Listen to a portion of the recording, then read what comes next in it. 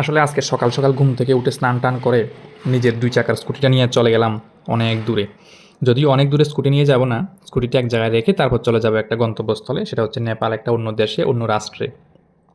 চলে গেলাম বিলোনিয়া স্টেশনে, সেখান থেকে কাঞ্চনজঙ্ঘা এক্সপ্রেসে করে সকাল ৭:৩০টার দিকে রওনা দিলাম আমরা নিউ জলপাইগুড়ি স্টেশনের উদ্দেশ্যে। তো যেতে, যেতে প্রায় রাত হয়ে গেল।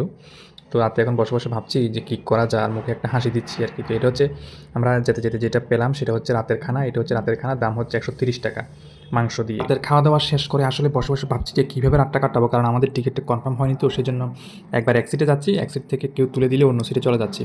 আর এরকম করতে, করতে রাত হয়ে গেল।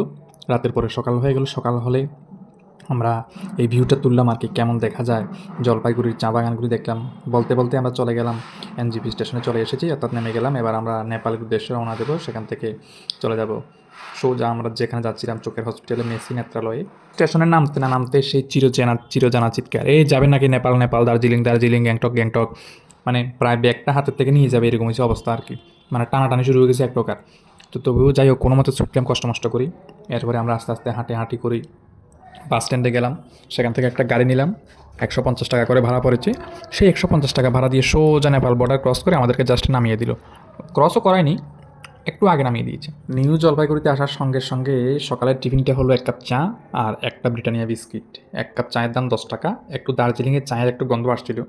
যাই হোক, কোনো অসুবিধা নেই, একটা জিপ গাড়ি নিয়ে চলে গেলাম সোজা নেপাল বর্ডারে। নেপাল বর্ডারে আসার পর তারপর চেকিং হলো, আমাদেরকে আগে নামিয়ে দিল, নামার পরে সেখান থেকে চেকিং হলো। চেকিং শেষ করে এরপরে আমাদের আগে থেকে অ্যাম্বুলেন্স এসেছিলো, যেহেতু আমরা ওই হসপিটালে যাচ্ছি। তো সেই হসপিটালে অ্যাম্বুলেন্স এসে আমাদেরকে রিসিভ করার জন্য এলো। তারপর আমরা সেখান থেকে সোজা হসপিটালে চলে গেলাম। হসপিটালে গিয়েই আমরা এবার কী বলবো, ডাক্তার দেখালাম। এই মেসি নেত্রালয়ে এসে যেটা আমার ফিল হয়েছে সেটা হলো, এখানে নেপালির থেকে বেশিরভাগ ত্রিপুরা, আসাম, পশ্চিমবঙ্গ এবং বাংলাদেশের মানুষ কিন্তু প্রচুর পরিমাণে প্রত্যেকদিন নেপাল বর্ডার দিয়ে ঢুকছে, আর রোগী চিকিৎসা হয়ে বাড়ি ফিরে যাচ্ছে। দেশের থেকে বিদেশের মানুষ বেশি। ডাক্তার দেখা কমপ্লিট করার পরে এরপর সোজা চলে গেলাম আমরা হোটেলে।